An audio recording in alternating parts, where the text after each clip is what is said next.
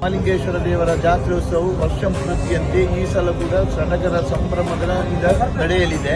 1ನೇ ತಾರೀಕಿಗೆ ಗೊನೆ ಕಡಿಯುವ ಮುಹೂರ್ತ ಆಗಿ ಇವತ್ತು 10ರಿಂದ 20ನೇ ತಾರೀಕಿಗೆ ಜಾತ್ರೋತ್ಸವ ಕಾರ್ಯಕ್ರಮವು ನಡೆಯಲಿದೆ. ಇವತ್ತು ರಥವನ್ನು ಹೊರಗಿಡುವಂತಹ ಕೆಲಸವನ್ನು ಎಲ್ಲ ಭಕ್ತಾದಿಗಳ ಸಹಕಾರದಿಂದ ಹೊರಗಿಡುವ ಕೆಲಸವನ್ನು ಮಾಡಿದ್ದೇವೆ. ನಾಳೆ